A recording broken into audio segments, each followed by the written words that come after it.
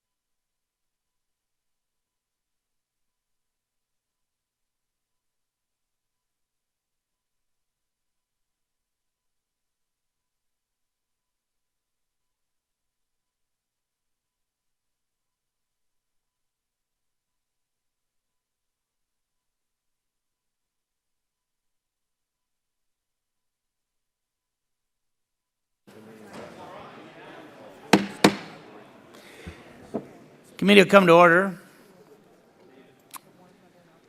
So, at the conclusion of opening statements yesterday, the chair called up H.R. 2646, and the bill was open for amendment at any point. The chair would recognize himself for the purpose of offering an amendment in the nature of a substitute, and the clerk will report the amendment. Amendment in the nature of a substitute to H.R. 2646, offered by Mr. Upton. And without objection, the reading of the amendment is dispensed with. The staff will distribute the amendment. I think it's already on our desks. The chair recognizes himself for 5 minutes in support of the amendment. So what this amendment in the nature of a substitute that Mr. Pallone and I are calling up drives important reforms that are going to help families and their loved ones who are suffering from mental illness. We're advancing meaningful policies that provide accountability, new authorizations for important programs, and promote evidence-based approaches to treating mental illness. In Title I, we create an Assistant Secretary for Mental Health and Substance Abuse. That individual will elevate mental illness and substance abuse disorders within the Department of HHS while promoting the most effective evidence-based practices and innovative grant designs. Assistant Secretary will hold grantees to higher standards, ensuring that they're fully equipped to do the job that they're signing up to do.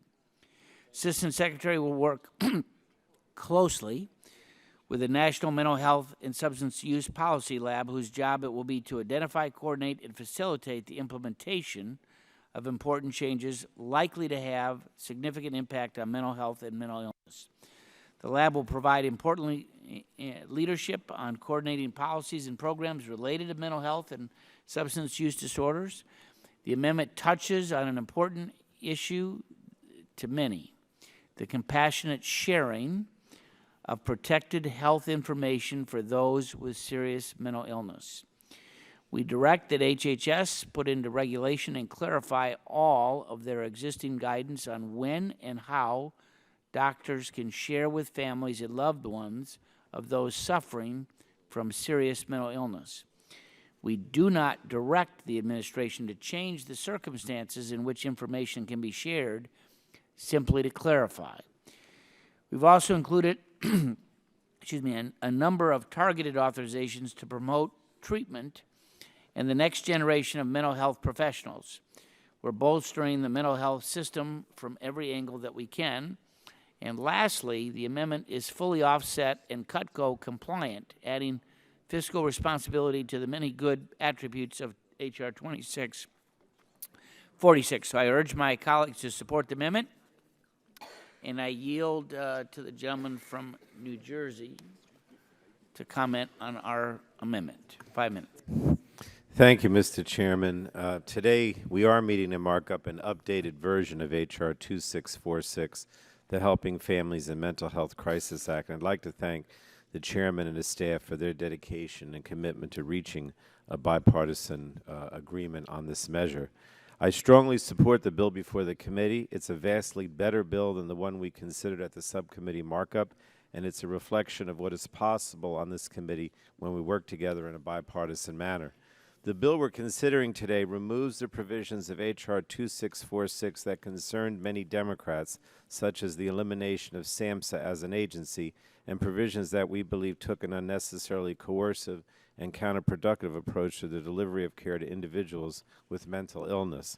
Moreover, it includes a number of new provisions that we felt were needed to make the bill more meaningful, including some of the provisions that Democrats offered as part of our substitute at the subcommittee markup. For instance, the bill includes a new assertive community treatment grant program, which funds a community-based, voluntary, and evidence-based approach to the treatment of mental illness. It includes a provision to enhance community-based crisis response systems and fund the development of bed registries for inpatient psychiatric and residential community mental health and substance use disorder treatment facilities. And it includes a new grant program to develop suicide prevention strategies for adults ages 25 and older. The population currently experiences the highest number of suicides. The new draft includes a major win for our most vulnerable children struggling with serious mental illness in Medicaid, an affirmative entitlement that ensures that any child anywhere in the country that is receiving residential psychiatric treatment is eligible to receive comprehensive early and periodic screening, diagnostic, and treatment services known as EPSDT in Medicaid from their choice of provider. This new provision, which was part of the Democratic substitute that was offered at the subcommittee markup, gives kids in inpatient psychiatric treatment the same benefits all children receive in Medicaid, and this is a long overdue correction to a basic inequity in the statute. EPSDT is a comprehensive set of screenings for kids in Medicaid that diagnose certain conditions, and when a problem is found because of an EPSDT screening, the child is assured treatment even if that service is not part of the state's standard benefit plan. And all children in Medicaid are affirmatively entitled to this benefit package, with the exception of kids in psychiatric treatment. Today, states are not required to provide comprehensive EPSDT benefits for kids in inpatient psychiatric care, so I'm proud to say that this new bill fixes this issue, which has been a long-standing legislative proposal in the President's budget. This important provision is fully paid for by requiring electronic verification of in-home visits for personal care services or home health in Medicaid, and I'm glad we have reached bipartisan agreement on both of these policies. The new draft also acknowledges the incredible confusion surrounding the current HIPAA privacy rule and addresses it in two ways. First, it requires the Department of Health and Human Services to implement regulations that clarify certain conditions or circumstances where HIPAA allows and does not allow a provider to share protected health information. And second, it requires HHS to create model training programs to educate healthcare providers and administrators, patients, and families on what health information can be shared and for what reason. And I want to thank Ms. Matsui for her leadership and expertise in such a complicated and controversial issue. It's important that we get patient privacy right, and I believe this language strikes the right balance. While I am pleased, Mr. Chairman, with the bill before us today, I want to be clear that Democrats hope this bill is the beginning rather than the end of our efforts to strengthen the mental health system in this country. While this bill is a positive step forward, it is hardly a comprehensive effort to address all the problems in our mental health system. For instance, while I'm happy we were able to include the Senate language in mental health parity in the draft we'll be marking up, we need to do more. The guidance, reports, and action plan included in this draft are a first step towards ensuring that insurers are covering behavioral health at the same level as physical health, but I hope this committee can work together going forward to take more meaningful steps like those that Mr. Kennedy included in his legislation and that we included in the Democratic substitute to hold insurers accountable for not following the law.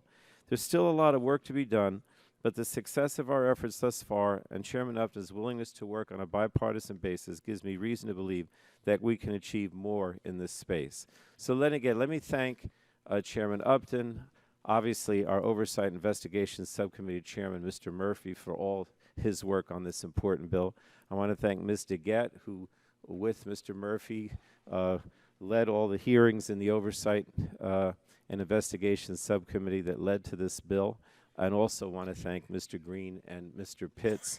Mr. Green was obviously the author of our substitute, and both he and Mr. Pitts worked in at the subcommittee level and worked with us on the final bill as well.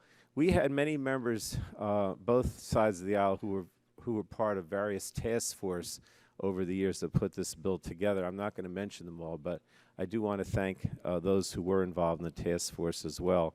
And again, committed to continuing work in a bipartisan fashion to get this bill signed into law, and I hope we can continue to work together on this as we move forward. Thank you. If the gentleman will yield, I would just like to reiterate what you just said. And, you know, as we have discussed this issue for a long time, not only leading up to the subcommittee markup, but in the months since last year, I want to say that both of us have spoken to virtually every member on both sides of the aisle as we've tried to fashion a bill that can move, that would generate large momentum, and that we could pretty much all of us support the bill. And I appreciate that understanding and time from the many discussions we had on the floor and here, the private discussion that we had, compliment the staff on both sides of the aisle. This is a work that together we all really did chip in, and particularly solid members on both sides of the aisle that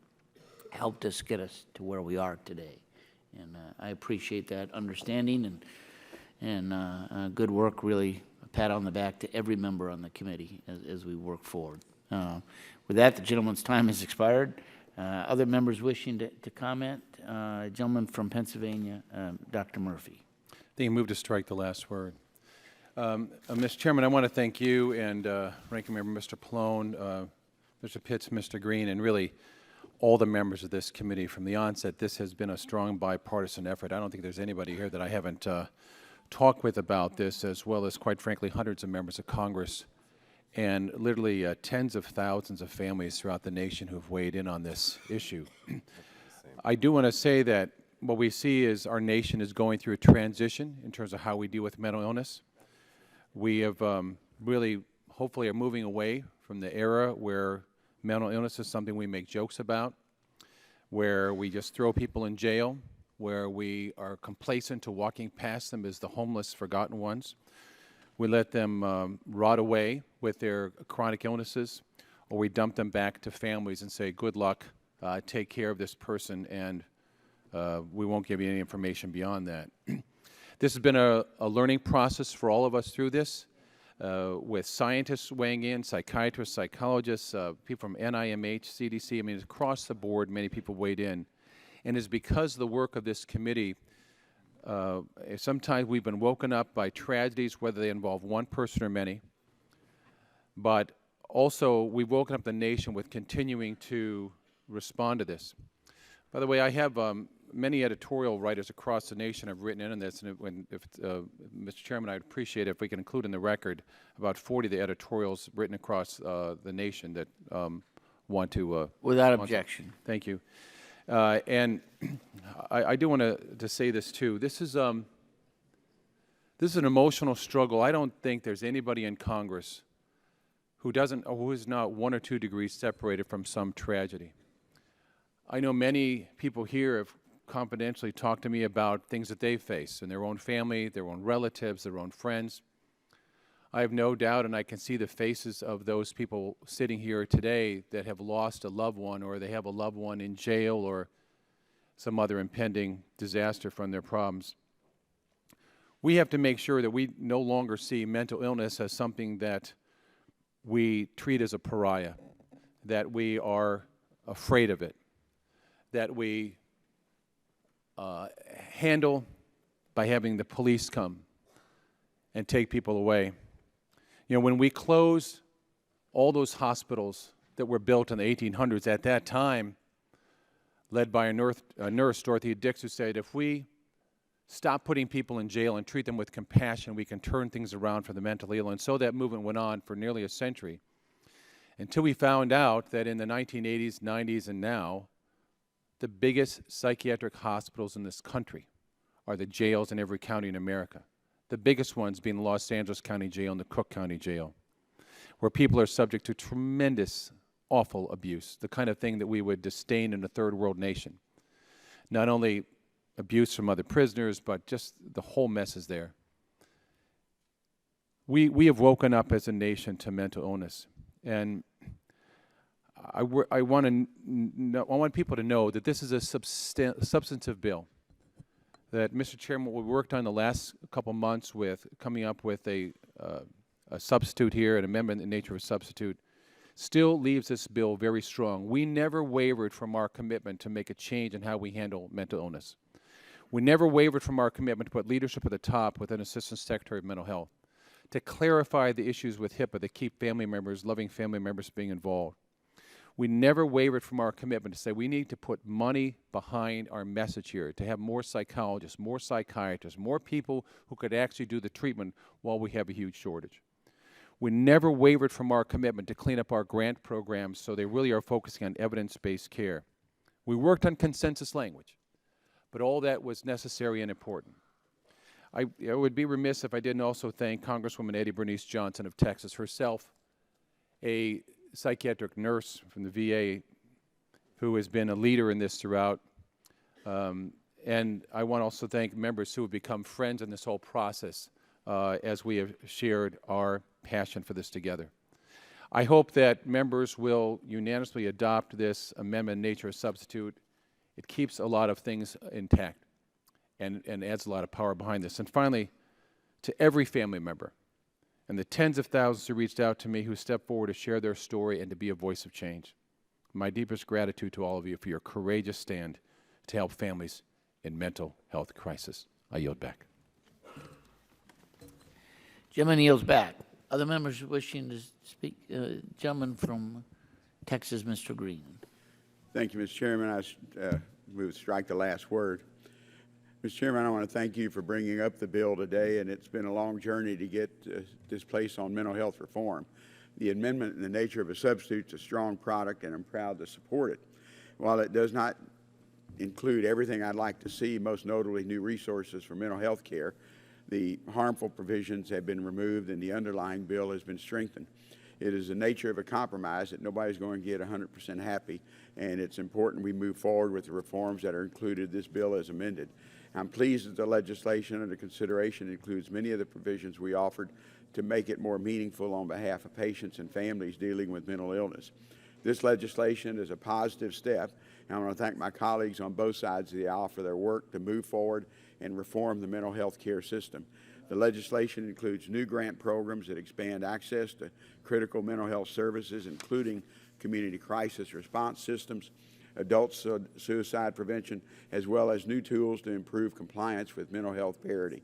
The substitute includes some of the provisions we offered as part of our amendment at the subcommittee. Example of these meaningful provisions include the Assertive Community Treatment Grant Program, HIPAA training programs for patients and providers to better understand their protections and rights, and a peer professional workforce development grant. I'm very pleased that among the other provisions, this bill extends the Federal Tort Claims Act to healthcare professional volunteers in community health centers. This will help alleviate workforce shortages since many willing providers are deterred from volunteering their knowledge and time because of the high cost of supplemental medical liability insurance, the burden of which must be borne by either the provider or the resource-strained health center. I also strongly support the provision to include the full range of early and periodic screening, diagnostic, and treatment, EPSDT, services to Medicaid children receiving inpatient psychiatric care at institutions of mental disease. Children receiving inpatient psychiatric care at these IMDs should have full access to Medicaid benefits available to all children in Medicaid. These are a few of the important reforms in the underlying legislation that will improve care. Today marks a significant step forward. However, we have much more work to do on our path to comprehensive reform. If we're serious about strengthening our national mental health care system, we must expand access, including Medicaid expansion in states that have failed to do so, dedicate more resources to prevention, care, and treatment. And I look forward to continuing our work with my colleagues to ensure we provide the necessary resources and reform the entire spectrum of care. And, Mr. Chairman, I yield back my time. Gentleman yields back. Other members wishing to speak? Gentleman from New York, Mr. Collins. There we go. Mr. Chairman, I move to strike the last word. I'm glad we're marking up this important legislation today. The amendment in the nature of a substitute makes essential changes to the way the federal government addresses mental health. However, while the amendment in the underlying bill increase grant funding and reform the structure of federal departments, I believe our great committee can and must do more to address access to care issues across the United States. Many areas of our country face a severe shortage of mental health providers, specifically child and adolescent psychiatrists.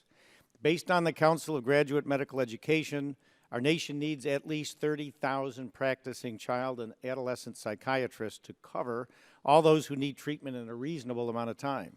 Today, we have less than 9,000 practicing child and adolescent psychiatrists. To incentivize these doctors to practice in underserved areas, Representative Joe Courtney and I introduced H.R. 1859, ensuring children's access to specialty care. That bill would allow all qualified pediatric subspecialists to participate in the National Health Service Corps' loan repayment program.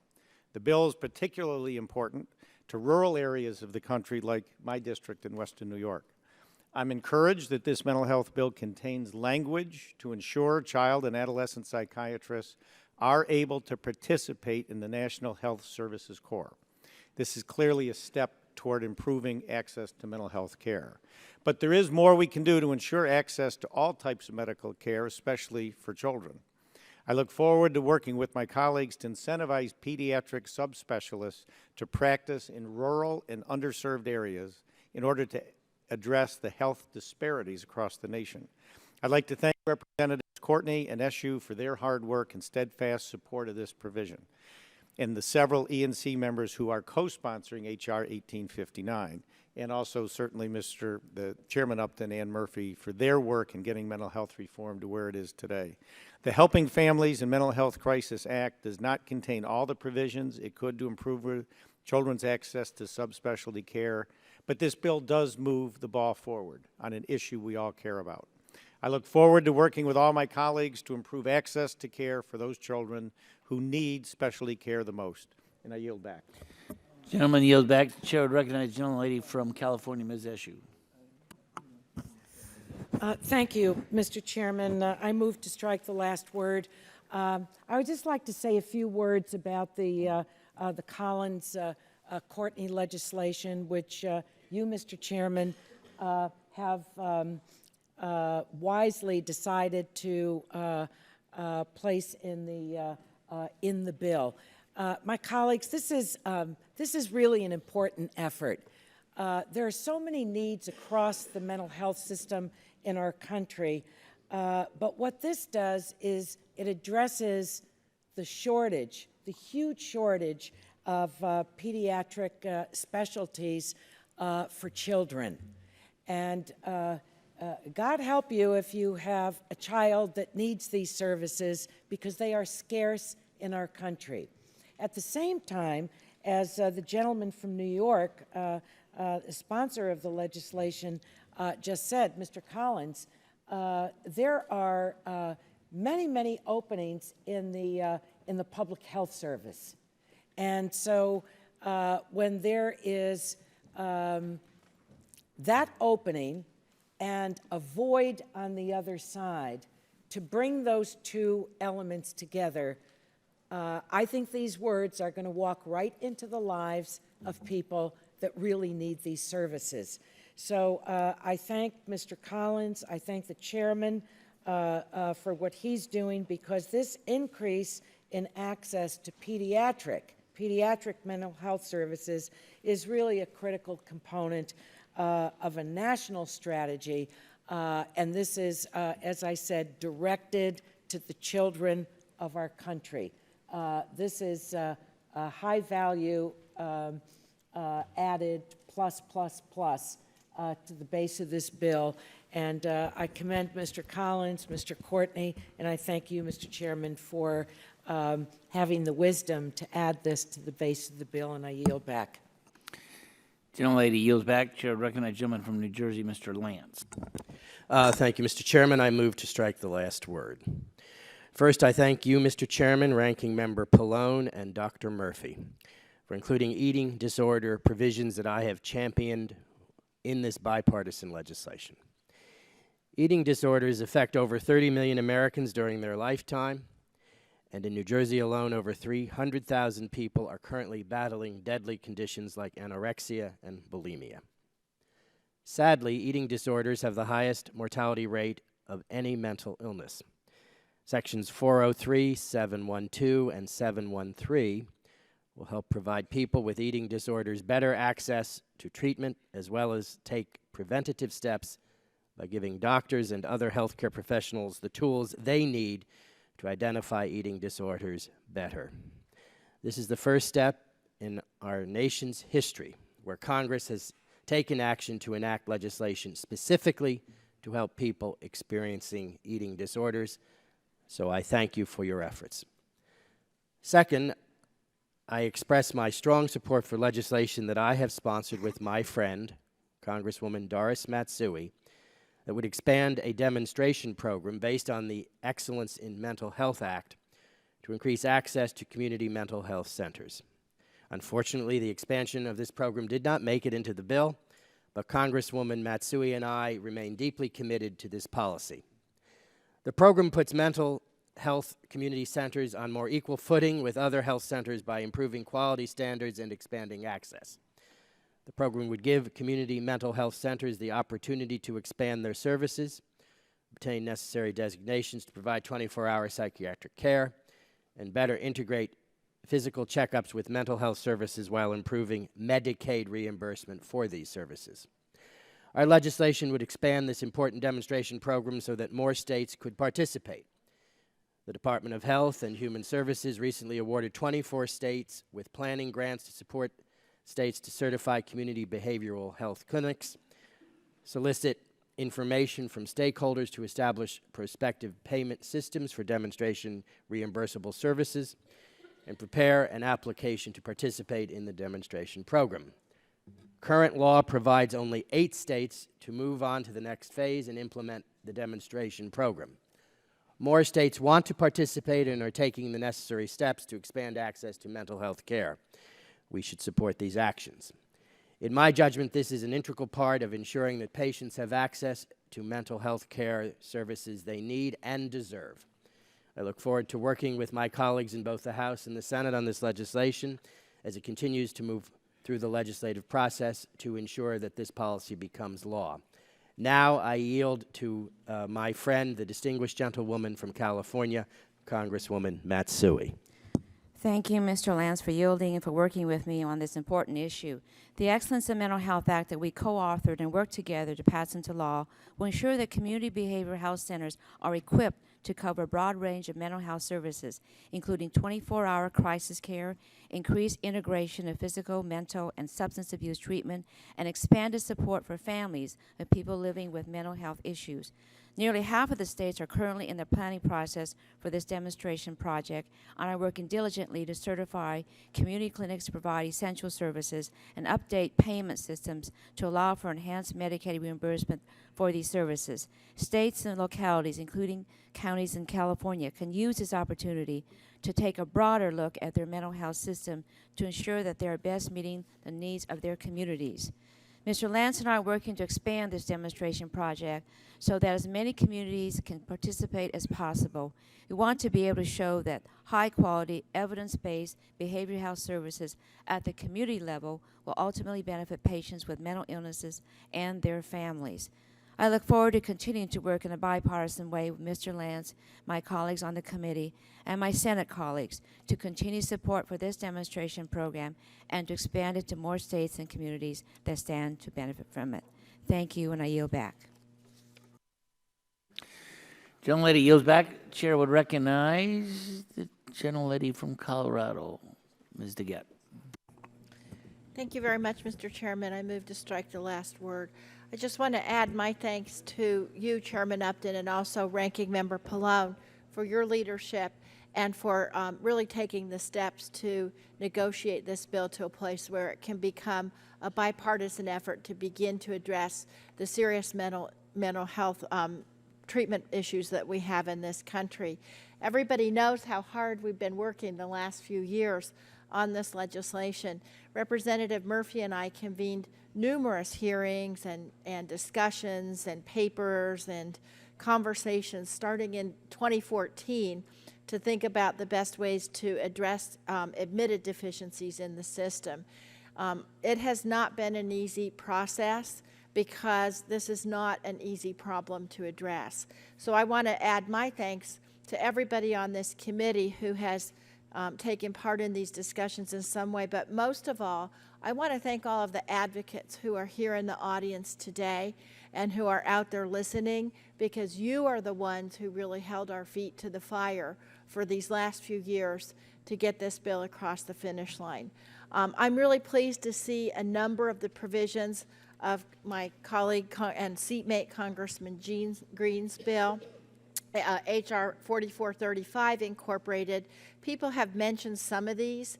The provisions that allow states to provide the full range of health benefits to children enrolled in Medicaid and staying in these institutions of mental disease or IMDs. This is going to really help kids because it's going to eliminate an arbitrary barrier. Also, the amended bill includes provisions from H.R. 4435 that help support adult suicide prevention, assertive community treatment, peer support programs, and provider training on HIPAA requirements, which has really been a thorny issue in the system. I think these are all really positive changes, and I'm really happy to see them earn bipartisan support. I don't mean to be to rain on the parade. I just want to say one more caveat, though, at the end, and that is, while this is an important bipartisan step today, we still have a long way to go. And if we're really going to address the issue of mental illness and treatment in this country, Congress has got to be willing to put its money where its mouth is, because changing some of the structure is great. Pilot projects and studies and so on, it's so helpful so we can base our policies on scientific research. But the fact is, we are going to have to fund meaningful treatment in this country at both the federal level and also at the state level. And so I'm delighted to be working as part of really a committee-wide bipartisan effort here, but I think all of us need to explore together across the aisle and on both sides of the Capitol how we can actually put the resources in to these efforts that we're starting today. Thank you very much, Mr. Chairman. Well, the gentleman yield for one. I'd be happy to yield. I want to publicly thank you, Ms. DeGette, my friend from Colorado. We sat next to each other through multiple hearings, very tearful at times, powerful from so many family members who told their story. Yeah. Your strength, your encouragement has been a big part of this, and I'm sorry I didn't thank you before, but... You're forgiven, don't worry. All right. And with that, I'll yield back to the gentlelady. I yield back. Gentlelady yields back. Other members wishing to speak? Gentleman from New York, Mr. Engel. Thank you, Mr. Chairman. I move to strike the last word. I want to thank you, Mr. Chairman, and Ranking Member Pallone for holding today's markup. As so many of us know personally, mental illness doesn't discriminate. It affects those who can access care and those who cannot, those who can afford treatment, those who don't have the resources, and it touches not just the lives of those living with a mental illness, but the lives of their loved ones as well. These Americans need a better mental health care system, and while the bill before us today won't make our country's system perfect, it represents a significant step in the right direction. I'm particularly pleased that this bill includes expanded access to mental health care services, workforce provisions to ensure we have the personnel to provide those services, and other key priorities that we on the Democratic side have been pushing. I feel it's important to note, though, that while we're taking an important step today, our work is far from finished. We need tools to ensure mental health parity is enforced, and we need to afford our communities the resources they need to provide crucial prevention, treatment, and recovery services to those who need them. I had the privilege of supporting the two mental health parity bills signed into law in 1996, my first year on this committee, and 2008, and I'm pleased to again lend my support to a bill that will certainly improve mental health care for our constituents.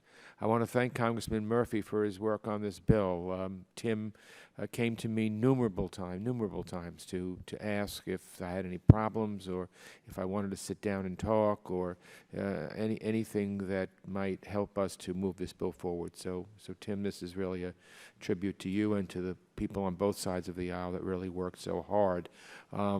This committee is one of the best committees in the Congress, and what we're doing today is a reason why. When we put our heads together and work in a bipartisan way, we have good legislation. So I want to thank not only Congressman Murphy, but Chairman Upton, Ranking Member Pallone, for their dedication to this important effort. And thank you, Mr. Chairman. I yield back the rest of my time. Gentleman yields back. Other members? Gentlelady from California, Ms. Capps. Mr. Chairman, I'd like to strike the last word and speak in favor of this bipartisan manager's amendment. You know, it's estimated that nearly 1 in 5 Americans will experience a mental health issue this year, and there is no secret that for many of these individuals, the system that is supposed to be there for them is broken. It is a topic that has touched many of our lives in some way, touched the families of many of us here. And for many years, we have all expressed frustration with the broken system, but disagreements have remained about how to move forward. And I want to thank all my colleagues and their staff who have worked tirelessly to bring us to this point. Of course, this bill is not perfect, and frankly, It is not as comprehensive as it needs to be, especially in efforts to help individuals before the crisis begins. But the agreement before us does make meaningful progress and is a good faith effort to remove many controversial provisions that some of us thought would be a step backwards in mental health care. I'm particularly pleased that there is strong emphasis on improving the evidence base for care. As a nurse, I also believe that the workforce provisions included in this legislation are very critical to any effort to improve access to mental health care.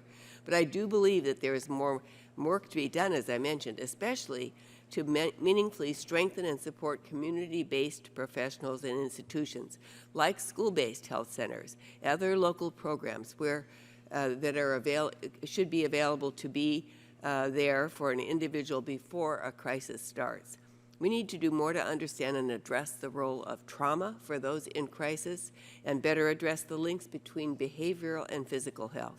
And we must do more to hold insurance companies accountable to help individuals get and pay for the care they so desperately need. We also must recognize that despite the messaging that some have pushed during this process, this legislation may help a lot of people, but it's not going to stop our nation's gun violence epidemic. In fact, people with mental illness are far more likely to be the victims of violent crime than the perpetrators. On an average day, over 30 Americans die from gun violence, with 180 more being injured. But in too many circles, mental health reform has been used as an excuse to do nothing to address gun safety in this country. So that's a separate issue, and we can do more to act on that. There are things we could do today to move the needle forward to protect our citizens and communities. I urge the committee in the strongest terms possible to be bold and to tackle the issue head-on, instead of perpetuating the myth that even the most perfect mental health care system would in any way end gun violence. Despite these outstanding issues, the bipartisan manager's amendment builds on the Murphy bill, is a carefully crafted and vetted step forward, and deserves our strong support. And so I hope this is just the first step to making the investments that are needed to address the health of individuals and communities in a holistic way. And I'll yield back the balance of my time. Gentlelady yields back. Other members? Gentlelady from Illinois, Ms. Zagowski. Thank you, Mr. Chairman. I move to strike the last word. I want to also just add my thanks to all those who have worked on this bipartisan bill. I think it is an important step forward, though I do have to say it is just a first step.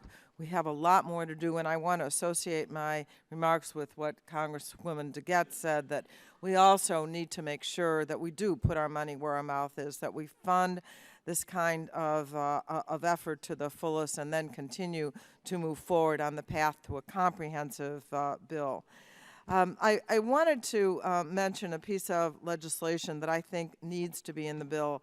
It's the mental health on campus legislation that I had introduced, H.R. 4374, which I actually have been supporting since pretty much the day I came to Congress, because right before that, one of my dearest friend's son committed to a brilliant student, a popular kid, killed himself at Harvard. And this legislation is included in both the Democratic alternative and the mental health bill passed by the Senate Help Committee. It's not in the manager's amendment, but I certainly hope that it will be, and urge that it be included in the final bill. It would create a grant program for colleges to expand the mental health services offered to their students. I continue to hear from colleges across my home state of Illinois and others that they don't have enough resources to meet the mental health needs of their students, and I'm sure that this problem is not contained to just a few places. We know that the college students have some of the most acute mental health needs. It's a very vulnerable time. Today, 44% of the students who visit campus counseling centers are dealing with severe mental illness. But many students who need help never receive it. Only 15% of college and university students who die by suicide received campus counseling. Of the students who seriously consider suicide each year, only 52% of them seek any professional help at all. This issue is also personal to me, as I said. We know that sexual assault, for example, is far too prevalent on college campuses across the country. Last week, many of us read the heartbreaking statement from the Stanford rape victim who eloquently, was it Stanford? Stanford, yeah, rape victim who eloquently described the emotional and mental repercussions of her assault. We heard her anguish in that letter, and we know she is not alone, but we also know that so many victims in similar circumstances cannot access mental health services they need on their college campuses. This unfulfilled need is not addressed in the underlying bill, and I strongly believe that need needs to be remedied. I am hopeful that I can work with Chairman Upton and Ranking Member Pallone to include the Mental Health on Campus Improvement Act in the final legislation. Thank you, and I yield back. Oh, and I'd like to yield to our Ranking Member, Frank Pallone. Thank you.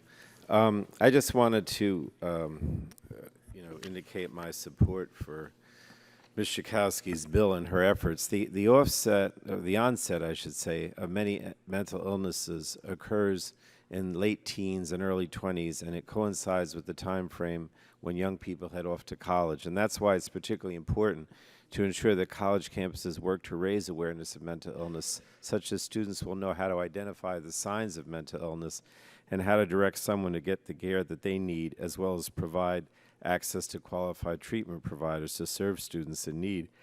And that's why the Mental Health on Campus Improvement Act, which she sponsored, is so important, because it creates a grant program to help colleges increase access to mental health providers on campus, as well as conduct mental health education and awareness campaigns. So again, I support this proposal. We'll continue to work with Ms. Schakowsky to move this proposal forward, and I yield back to her. Thank you, and I yield back.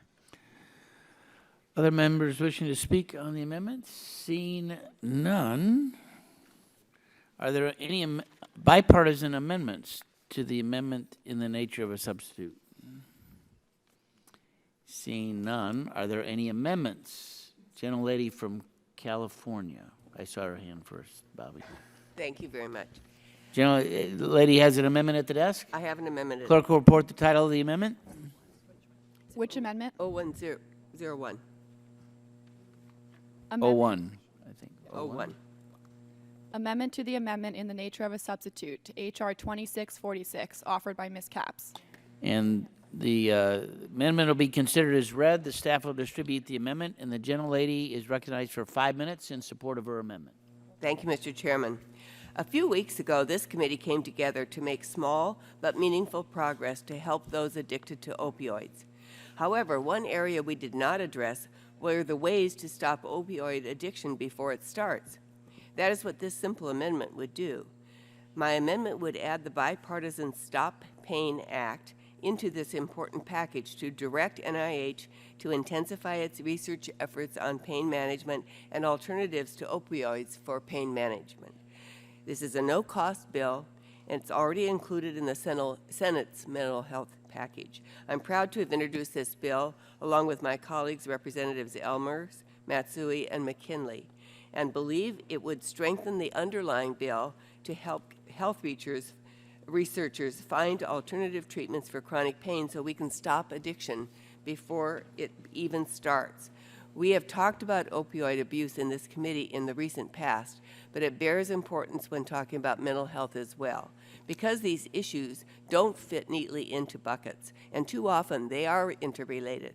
Prescription opioids are a common treatment for chronic and acute pain. We know, because of the crisis across our country, that the non-medical use of opioids has increased dramatically. They are highly addictive, and prolonged use can have detrimental effects on the mental health of individuals. Mr. Chairman, time and time again, we have seen tragedies across this nation, in our communities, and too often in our own lives that are connected to behavioral health issues. This is where this amendment and my bill, the Stop Pain Act, would move the needle forward so we can expand the number of treatment options available to individuals in pain. Far too often, our current system is stuck in crisis mode, and we lack the ability to focus on solutions that will deliver long-term results. So this is a straightforward, bipartisan, and bicameral means to address making real progress without adding additional costs to the underlying legislation. So I urge its adoption. Mr. Chairman, I appreciate the work we are trying to do here and would be willing to withdraw my amendment, but I hope we can have a hearing on this simple bipartisan bill soon. I yield back. I appreciate the gentlelady's amendment and her willingness to withdraw it. Opioid abuse is something that we are all very concerned about. I know I've been named as a conferee. We're looking for the Senate to move to name conferees and to look for a comprehensive bill that we can get done yet in the next couple weeks. But I continue to look forward to working with the gentlelady on this issue. Thank you. And does the gentlelady withdraws her amendment? Does she have another amendment at the desk that she'd like to offer at this point? I have one, unless someone else. No, I think we had agreed to have you go, and then Bobby Rush will go next. If you want to offer your second amendment, the gentlelady has an amendment at the desk. Clerk will report the title of the amendment. Amendment to the amendment in the nature of a substitute to H.R. 2646, offered by Ms. Capps. And the amendment will be considered as read. The staff will distribute the amendment, and the gentlelady is recognized for 5 minutes in support of her amendment. Thank you, Mr. Chairman. As we discuss the importance of mental health today, I believe we can and we must do more to identify potential issues before crises hit, especially those affecting young people. Our one critical mental health care interface for children and youth are school-based health centers. School-based health centers provide access to comprehensive preventive mental health care services which serve millions of students nationwide. Today, 1 in 5 youth nationwide suffer from a diagnosable emotional, mental, or behavioral disorder. Unfortunately, the majority of children and adolescents are not able to receive and do not receive the necessary treatment or diagnoses due to a lack of available resources. But school-based health centers can fill that gap.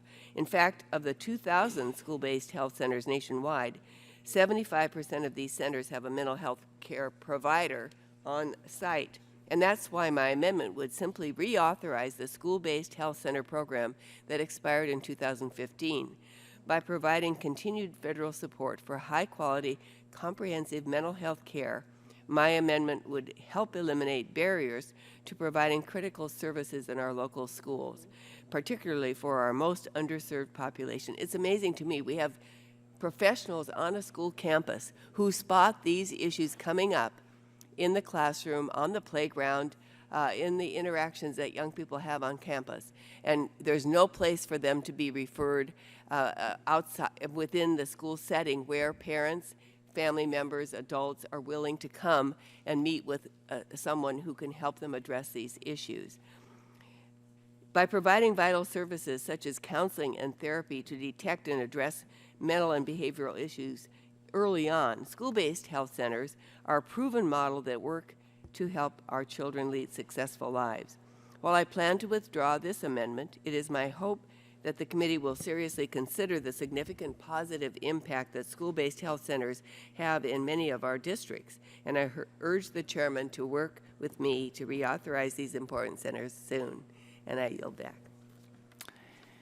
Gentlelady yields back and she withdraws her amendment. Mr. Chairman, on the amendment. Other members wishing to offer an amendment? The gentleman Mr. Chairman, I'd like to speak in favor of the amendment. speak in favor of her amendment. Gentleman is recognized for 5 minutes. Mr. Chairman, I am a strong advocate for school-based health centers. I had intended to offer an amendment along those lines myself, but I strongly support the gentlelady from California's efforts. We need to address the mental health problem that many of our young high school and grade school citizens are experiencing. They are indeed our most vulnerable citizens, especially in this matter of their mental health. They have none of the tools that are necessary to recognize and manage any mental health condition that they may be suffering from. Their parents, in more instances than not, don't have the information and don't have the recognition powers that will allow them to help get assistance, much needed assistance and guidance for our youngsters who are suffering from mental health issues and problems.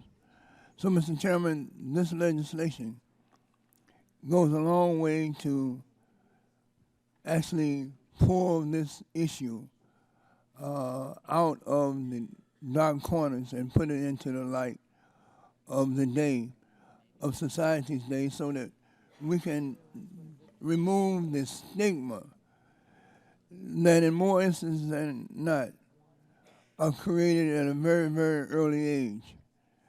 And this stigma of mental health problems and mental health issues, we are blaming the victim, and this measure that Ms.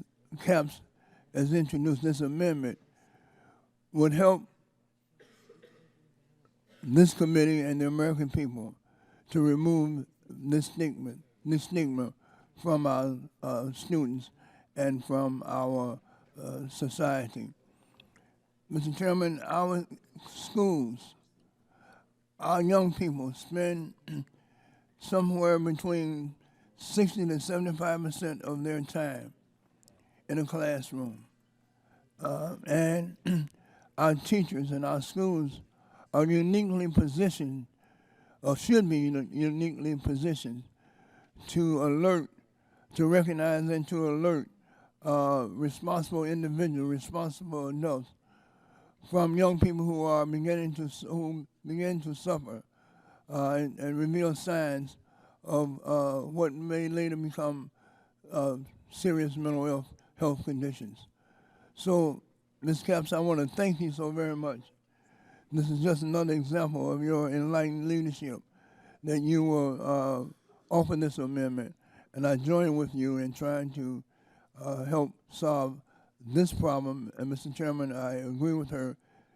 Yeah, I right now, Mr. Chairman, I yield as much time as I have to the gentlelady from Florida, Ms. Castor. Well, thank you, Mr. Rush. And I also want to commend Congresswoman Capps for her leadership. Congresswoman, your time is short here in the Congress, but boy, are we going to miss you because of your professional experience as a nurse and knowledge and how important it is when we're talking about mental health to get the resources for early diagnosis. That's what we know about mental health. We can save costs and save lives, save a lot of agony with families if we can diagnose kids early. And oftentimes it's the teachers, educators in the classroom who have a front row seat to what's happening in that child's life. And I hear it from my educators and parents and families back home in Florida. They would love to have additional resources to get those mental health professionals in the schools, or have better referral systems that all-important school nurse can provide. So I would hope, you've heard a lot of us talk today about how this is an important first step in this bill. I would hope that our school-based health centers that includes mental health services and expert referrals could be addressed quickly, and maybe even before the bill gets to the floor of the House or in a House-Senate conference committee. But Congresswoman, thank you so much for your outstanding leadership for all of the families across the country. Gentleman's time has expired, and the gentlelady from California withdraws her amendment.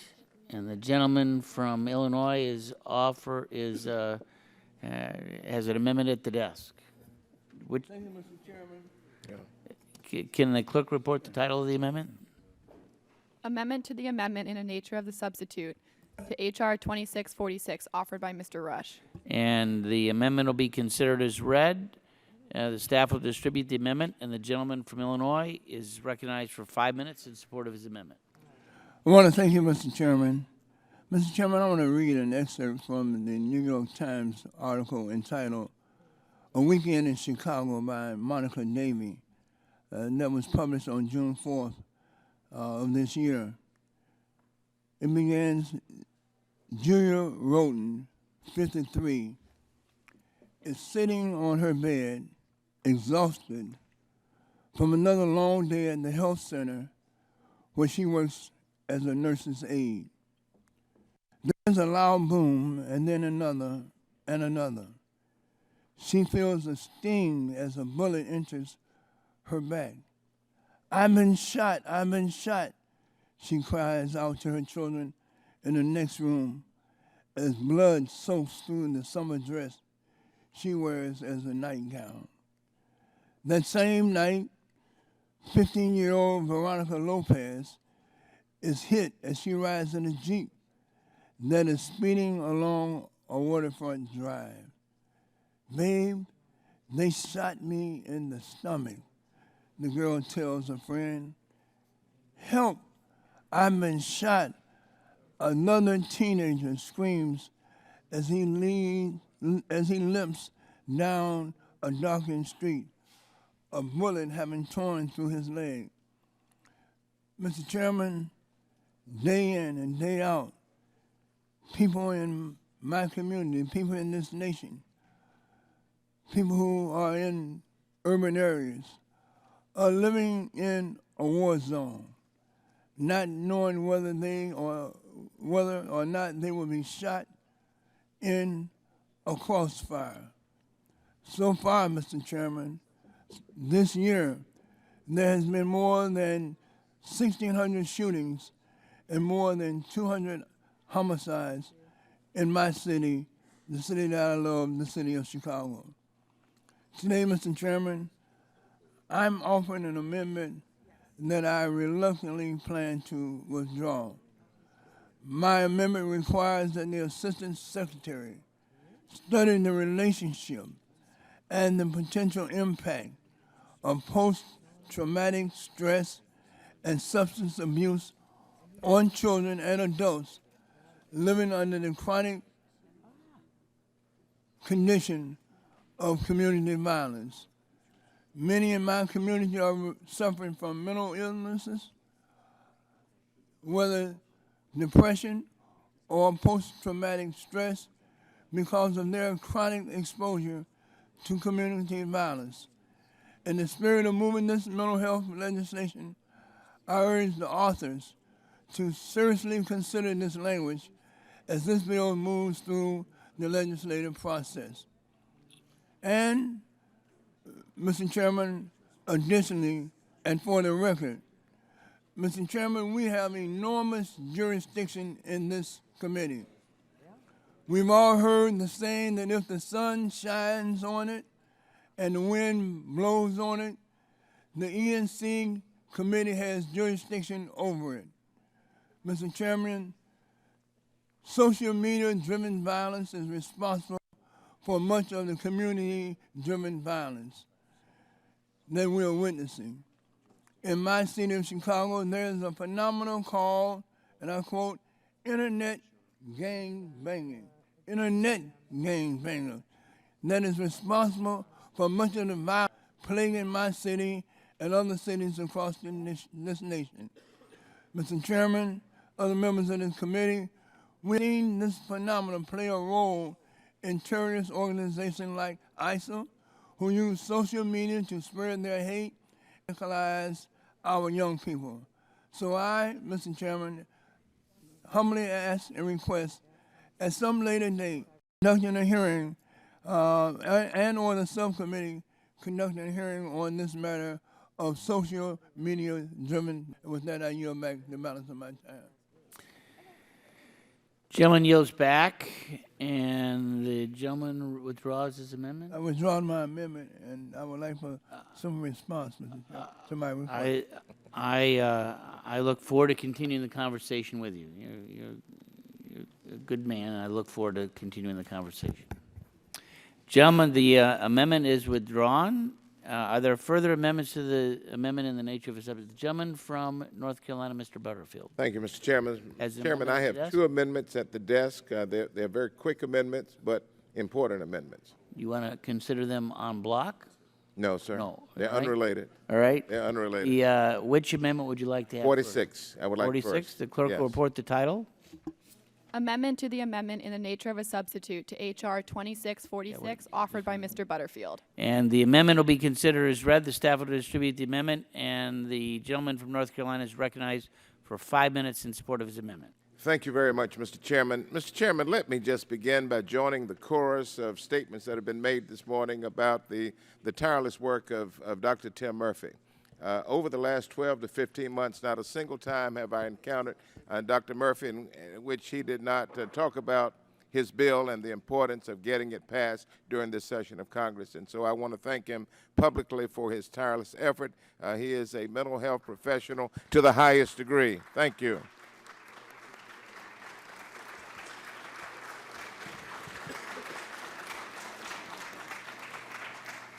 Mr. Chairman, I'm looking at Title I of 2646, and the last line in the first paragraph states, preference for hiring an assistant secretary will be given to individuals with a doctoral degree. Please close the door behind me. The last sentence of the first paragraph of the Section 101 says, preference for hiring an assistant secretary will be given to individuals with a doctoral degree in medicine, that's good, or psychology with clinical and research experience, that's good. But what's left out of this sentence, in my opinion, would be those PhDs with social work who are incredibly talented and who work in this space every day and do incredible work. And so this amendment, Mr. Chairman, would simply allow a social worker with a doctoral degree to be able to be considered to serve as Assistant Secretary for Mental Health and Substance Abuse Disorders. I'm disappointed that the majority did not work with us to include this amendment after our staffs have talked about it on multiple occasions. Some of the reforms in this bill do not take into account the various healthcare professionals who work every day in the mental health space and are on the front lines of this work. And so I'm asking my colleagues to please accept this amendment, not to require social workers to be appointed, but simply to include social workers in the pool of persons who are eligible to serve as Assistant Secretary. I ask my colleagues to accept the amendment. Thank you. Did you withdraw? Does the gentleman withdraw his amendment? Is there opposition to it? I was led to believe that it might be a friendly amendment and might be accepted. Yes. I'm led to believe otherwise, but I've not had that. Mr. Chairman, in all fairness to you, sir. But let me say this though, Yes. I'm prepared to work with you on your next amendment. Sure. Yes. And to do a letter that we can work with Republicans and Democrats requesting information. Sure. Mr. Chairman, in all fairness to the last statement that I just made, let me clarify that it was represented to me by a member who is not on this committee. That there would be an inclination to accept this amendment. But in light of that, I would withdraw the amendment. Okay, with that, the amendment is withdrawn, and the gentleman has a second amendment that he's prepared to offer. Yes.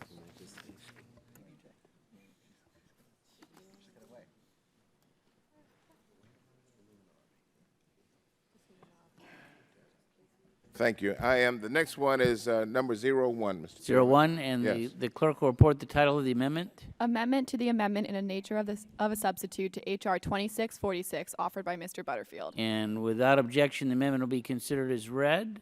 Staff will distribute the amendment, and the gentleman is recognized for 5 minutes. Thank you, Mr. Chairman. Mr. Chairman, I feel very, very strongly about this amendment. It is not only supported by myself, but it's supported by more than 40 members of the Congressional Black Caucus and many other members of the House of Representatives. My amendment, Mr. Chairman, would commission the Government Accountability Office to conduct a study, just a study, of state programs that provide alternatives to incarceration for individuals with mental illness or substance abuse disorders. My amendment costs nothing. The amendment simply directs the GAO to conduct a study and to report their findings to Congress. Mr. Chairman, there's no secret to anyone in this room. We have a staggering mass incarceration problem. The CBC is acutely aware of the disproportionate number of minorities, particularly African Americans, with mental illness who are incarcerated. And I may just digress and say for a moment, on February 5th, I had a distant family member who was incarcerated, who died with severe mental illness while he was in custody. No alternatives were provided to him. He died in jail awaiting trial. The statistics of incarceration of African Americans and Hispanics are alarming, as they comprise nearly 60% of all prisoners. African Americans in particular are incarcerated at a rate that is nearly 6 times greater than white Americans, count for almost 1 million of the more than 2.3 million prisoners. Many of those prisoners suffer, and Dr. Murphy and I have talked about it endlessly. Many of those prisoners suffer from mental health disorders and substance abuse disorders. According to the Bureau of Justice Statistics, approximately 70% of inmates, 70% meet criteria for mental health disorders.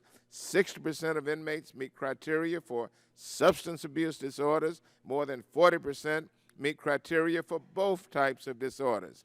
It is the unfortunate truth that often those who become incarcerated with mental illness have their first interaction with mental health or substance abuse after they have entered into the justice system. Even after incarceration, many prisoners have trouble accessing the care they need. According to the Office of National Drug Control Policy, only 40% of offenders that needed treatment reported receiving that treatment during their incarceration, including my family member that I made reference to. The purpose of this study is to look at effective programs that states have implemented to help provide mental health and substance abuse services as alternatives to incarceration. By developing an inventory of best practices that states can adopt, we can hopefully encourage adoption of evidence-based public health programs and reduce unnecessary incarceration. Mr. Chairman, amendment costs nothing. There is no cost. The amendment simply directs the GAO to conduct a study and report their findings to Congress. I would hope that my colleagues would see the wisdom in accepting this amendment and encourage its adoption. Will the gentleman yield? Yes, sir.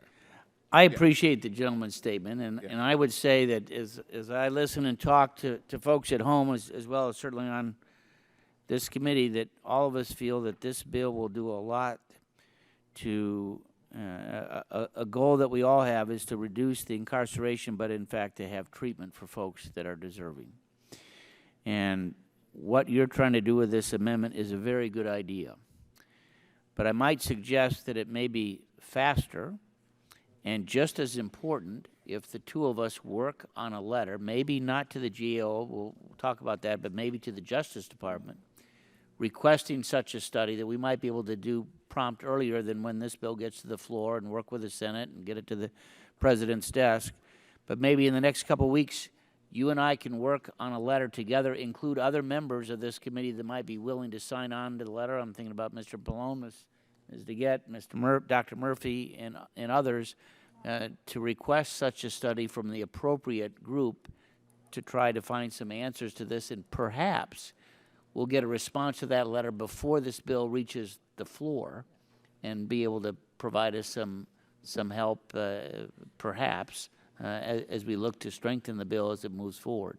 So I would appreciate maybe if the gentleman withdraws the amendment, knowing that in the next couple of weeks we can work on a joint letter that in essence accomplishes the same thing, but we can do it at an earlier date by getting it done in the next couple of weeks versus waiting till fall when this bill is likely to reach the House floor. Mr. Chairman, I thank you for those representations. I thank you very much. Would the gentleman yield? Yes, I will yield. Mr. Chairman, I just want to add my strong support of what you've stated, Mr. Chairman, and for this amendment that the gentleman will withdraw. I think this will go a long way toward remedying some of the conditions that we find are part of our criminal justice system and is responsible for this overpopulation of our prisoners in jails throughout this nation. And Mr. Chairman, I just would ask that I also be included on the letter because it's something that's near and dear to my heart. You can help us write the letter. I look forward to your constructive Thank the advice. gentleman for yielding. Mr. Chairman, I want to thank you for those representations on the record. I thank Mr. Rush and others who are willing to participate in this process. This is serious. This is very serious business to all of us. And I see Mr. Walden and others nodding their heads. Let's do this. Let's get it in the bill. Let's find some way to get this study completed very soon. Yep. Thank you. I withdraw the amendment. Thank you. Appreciate the indulgence. Gentleman that withdraws the amendment. Are there further amendments to the bill? Gentleman from New York, Mr. Tonko. Thank you, Mr. Has amendment at the desk? Yes, I have an amendment at the desk, Mr. Chair. I believe it's 0335. I intend to offer the amendment and withdraw. Okay, the clerk will report the title of the amendment. Amendment to the amendment in the nature of a substitute to H.R. 2646, offered by Mr. Tonko. And the amendment will be considered as read. The staff will distribute the amendment, and the gentleman from New York is recognized for 5 minutes in support of his amendment. Thank you, Mr. Chair. My amendment is simple. It would make occupational therapists eligible for the National Health Service Corps as behavioral and mental health professionals. Occupational therapists play an essential role in the provision of mental health care, particularly for those with serious mental illness. Serious mental illness can have a devastating impact on the basic skills that are needed for day-to-day independent functioning. The purpose of occupational therapy and mental health is to increase an individual's ability to live as independently as possible while engaging in meaningful and productive life roles. Occupational therapy interventions have been shown to improve symptom and medication management among those with serious mental illness, as well as increase social skills, social participation, and personal well-being. These interventions have also been shown to decrease negative psychological symptoms, hospital admissions and readmissions, poor treatment compliance, and social exclusion. Recent actions by federal agencies support the inclusion of occupational therapy as an essential part of quality community mental health services. SAMHSA recently included occupational therapists in its staffing criteria for new certified community behavioral health centers. The Center for Medicare and Medicaid Services recognized the role of occupational therapy as a core component of quality mental health by requiring that occupational therapy services be offered any community mental health center that wishes to bill under Medicare partial hospitalization. SAMHSA also included occupational therapists in its list of suggested staff for programs receiving primary behavioral health care integration grants, recognizing the important role of occupational therapy in bridging physical and behavioral health care services. Adding occupational therapy to the National Health Services Corps would help expand access to occupational therapy services by encouraging new occupational therapists to practice in mental or behavioral health in high-needs areas through loan forgiveness. Now, I understand that we weren't able to get this provision into the underlying bill as of today, but I would ask for the Chair's support in continuing to work with me in to advance this issue as we move to the House floor. And I would yield to the Chair for a response. Yeah, let me just say I appreciate the gentleman's amendment. I'm glad he's going to withdraw, but I look forward to working with you on this issue. I think it's an important one, and I look forward to working with you to see where we can go with it. Thank you, Mr. Chair. I think it's critically valuable to providing services to our mental health community. With that, I thank you, Mr. Chair, and I would like to withdraw my amendment, and I yield back the balance of my time, and thank you for the support on this effort. Gentleman withdraws his amendment. Are there further amendments to the bill? The gentleman from Massachusetts, Mr. Kennedy. Thank you, Mr. Chairman. I have an amendment at the desk. Yes, it's going to be Kennedy 04. 04. The clerk will report the title of the amendment. Amendment to the amendment in the nature of a substitute to H.R. 2646, offered by Mr. Kennedy. And the amendment will be considered as read. The staff will distribute the amendment, and the gentleman is recognized for 5 minutes in support of his amendment. Thank you, Mr. Chairman. Mr. Chairman, this is a new amendment that I did not offer at the Health Subcommittee markup. but that I'm bringing to our attention today because I believe it's important for each of us to have a broader understanding of the cost of untreated care. This amendment would direct GAO to study and report on the cost of undiagnosed, untreated, and undertreated mental illness and substance use disorders. According to a 2016 Lancet article, quote, the net present value of investment needed over the period from 2016 to 2030 to substantially scale up effective treatment coverage for depression and anxiety disorders is estimated to be about $147 billion. The expected returns to this investment are also substantial. In terms of health impact, scaled-up treatment leads to 43 million extra years of healthy life over the scale-up period. Placing an economic value on these healthy life years produces a net present value of $310 billion, end quote. Additionally, Tufts Healthcare Institute found that the societal costs of opioid abuse in the United States amounts to about $55.7 billion a year, while the healthcare costs alone total over $25 billion. This amendment will help us know just how much we are losing by doing too little to reform the mental and behavioral health care systems, and how we can make strategic investments to improve both the quality of life and access to care. I hope that our colleagues will continue to work with me on this important issue, and for the record, Mr. Chairman, I've got this copy of this Lancet article that I would like to submit into the record. I yield back. By unanimity, we'll enter the statement or the article on the record. I just want to say to the gentleman from Massachusetts, too, I've appreciated it. I've cited you a couple times in working with us to advance this bill. Like I did with Mr.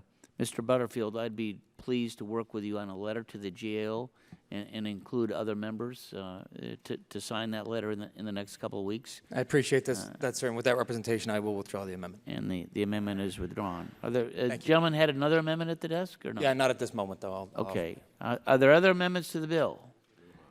Gentleman from New Mexico, Mr. Lujan. Chairman, I have an amendment at the desk, Lujan 1. And the clerk will report the title of the amendment.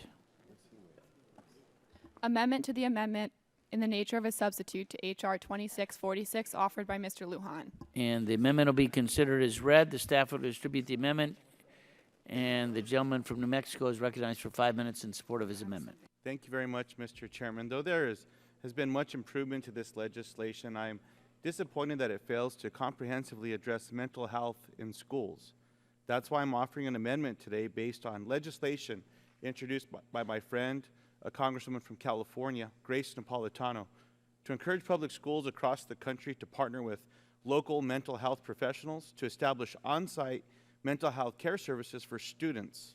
This is important because 1 in 5 U.S. children and adolescents have some form of mental health issue. Unfortunately, 70% of adolescents with mental health issues do not receive any type of care. This is simply unacceptable. In New Mexico, suicide is the leading cause of death for 10 to 14-year-olds.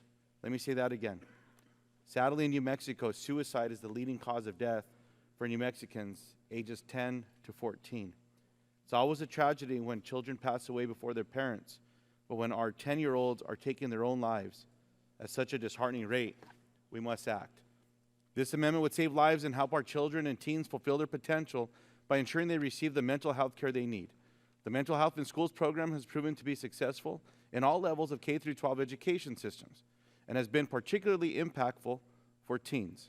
I cannot think of anything more important than addressing our children's mental health needs. When our schools value and encourage mental health at the same level as academic success, our students will succeed well past the time they spend in the classroom. Schools offer us a perfect setting to recognize mental health problems, intervene early, and help kids get on track and stay on track.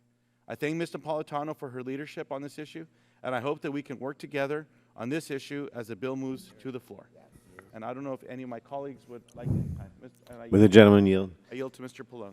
Thank you. I just want to indicate my strong support. We know that the early identification and treatment of mental health disorders yields improved outcomes, and we also know that half of all lifetime cases of mental illness begin by age 14.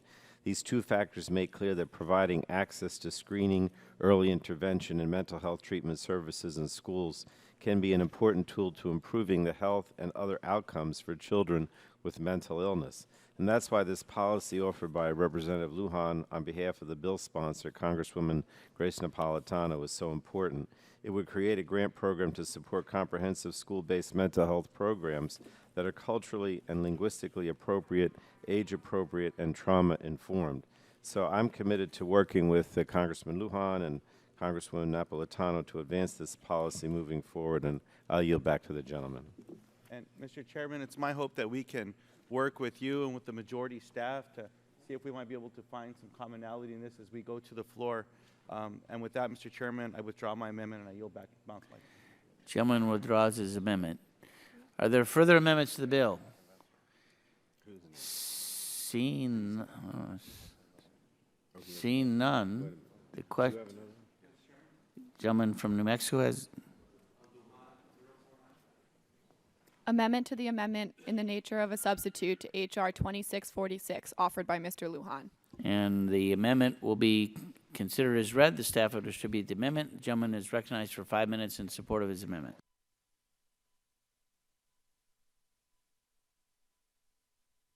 You need to use the mic. I don't know. I apologize, Mr. Chairman. I would also like to offer an amendment today that will help states improve their own behavioral health systems, because while I support this mental health bill as a first step in the right direction, I do not believe it goes far enough to expand behavioral health access to Medicaid participants. Behavioral health impacts a significant proportion of the Medicaid population. In fact, Medicaid is the single largest payer of mental health services in the United States. In my home state of New Mexico, almost half of our population is enrolled in Medicaid. New Mexico's behavioral health system is in crisis after the state froze payments to 15 New Mexico behavioral health providers because of allegations of fraud. Though these providers were eventually cleared, this transition and turmoil caused many New Mexicans to fall through the cracks. As a result, too many families are hurting, too many people are suffering, and too many New Mexicans were unable to access the care they need. I've worked with the New Mexico delegation to author legislation that seeks to protect Medicaid patients by establishing clear guidelines to ensure that state agencies investigating allegations of fraud do so in a manner that both protects access to health care and affords due process of the law. I hope that my colleagues on this committee will work with me to advance this legislation. The amendment I'm offering today, however, would encourage my home state to make the necessary investments to rebuild its broken behavioral health system by providing an enhanced federal Medicaid match for states that invest in and improve their behavioral health infrastructure, data, and access to care. If we want states to build and maintain strong behavioral health systems, then we must provide the necessary support. An enhanced federal match would encourage states to prioritize fundamental investments in behavioral health. This bill also provides grants for states to create an Office of Behavioral Health Assistance or Behavioral Health Ombudsman. The funding would allow states to collect data, track usage, and quantify problems encountered by Medicaid patients seeking behavioral health treatment. In addition, the Ombudsman or Office of Assistance would provide information, referral, care coordination, and other assistance to patients and providers. This would provide a powerful advocate to individuals with mental health and substance abuse issues. When Congress asked states to update and modernize their infrastructure for enrollment, we provided states with an enhanced federal Medicaid match to do just that.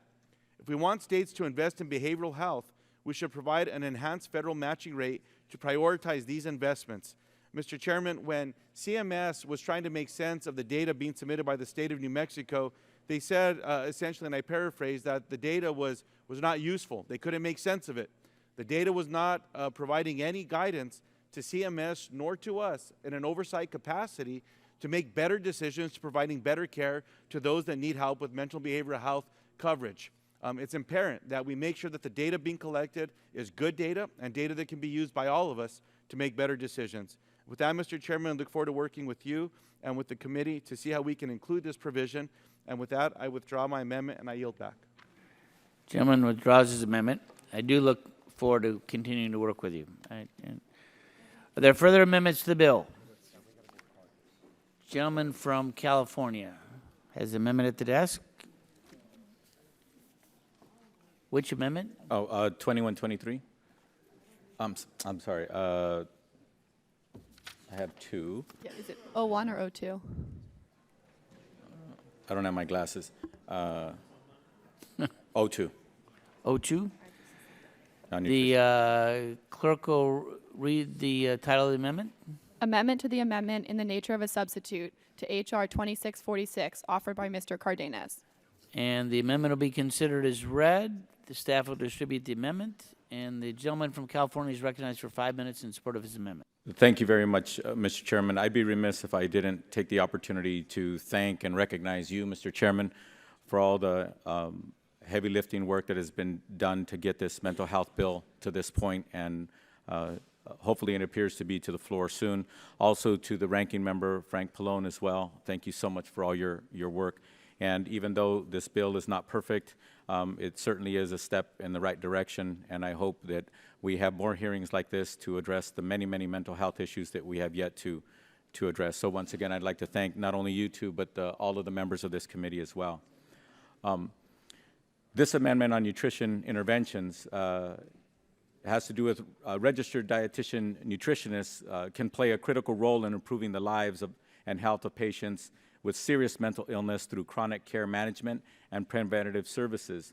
A poor diet, which is characterized by lower consumption of fruits, vegetables, and fiber, and greater consumption of calories and saturated fats, is more prevalent among these individuals compared to the general population. Individuals with schizophrenia, bipolar disorder, and severe depression have higher rates of chronic medical conditions, including hypertension, diabetes, obesity, cardiovascular disease, HIV, AIDS, and are more than twice as likely to die prematurely because of these conditions. These are all conditions that registered dietitian nutritionists have been trained to effectively treat. Yet only 7% of primary behavioral health care integration programs reported hiring a registered dietitian nutritionist to work with patients with serious mental illnesses. Proper diet and nutrition offer key modifiable targets for the prevention of mental disorders. Epidemiological data and clinical evidence suggest that diet can influence both the risk and outcomes of mental disorders. A high consumption of specific nutrients or combinations of nutrients such as omega-3 fatty acids, zinc, B vitamins, and vitamin D have been investigated to be therapeutic target for patients with mental health conditions. A lot of these nutrients are often missing from the Western dietary pattern due to minimal fruit and vegetable consumption. Instead, this dietary pattern has high levels of pro-inflammatory omega-6 fatty acids, which have been correlated with symptoms consistent with compromised mental health status. Nutritional care is vital to behavioral health outcomes because of the effect malnutrition has on cognitive reasoning. Psychotropic medications often contribute to excessive weight gain, and patients that suffer with depression often rely on unhealthy and processed food choices. This is why food-based intervention is a critical therapeutic tool to ensure patients are consuming high nutrient-dense foods. An assessment of dietary patterns and nutritional habits of individuals with mental health conditions by registered dietitian nutritionists with specialized training in psychiatric nutrition is essential to be the stabilization and cognitive rehabilitation process. State agencies have limited diagnosis conditions for counseling, meaning there is no coverage for patients with serious mental health illness to access medical nutrition therapy. The success achieved by including medical nutrition therapy as a core service for patients with HIV/AIDS in the Ryan White program demonstrates the benefit of ensuring individuals access to the entire spectrum of services needed to thrive. This amendment ensures that the evidence-based nutrition services are included as part of the comprehensive mental health services available to patients, and that these services can be covered by insurance. I hope that we can work further on this issue, and in that hope and expectation, I offer to withdraw my amendment.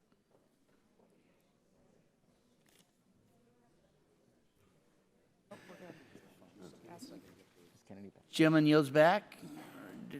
Yes, I'm sorry, I yield back. And the amendment is withdrawn. Are there further amendments to the bill? Gentleman from Massachusetts, Mr. Kennedy. Thank you, Has Mr. an Chairman. I have an amendment amendment at the desk. It is Kennedy 03, please. And the clerk will report the title of the amendment. Amendment to the amendment in the nature of a substitute to H.R. 2646, offered by Mr. Kennedy. And the amendment will be considered as read.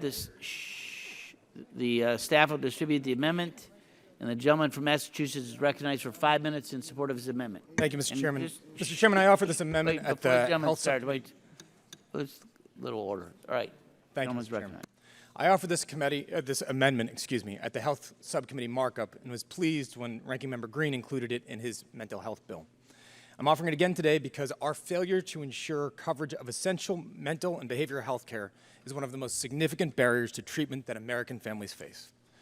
I'd venture to guess that every member of this committee has heard a version of the stories that I have.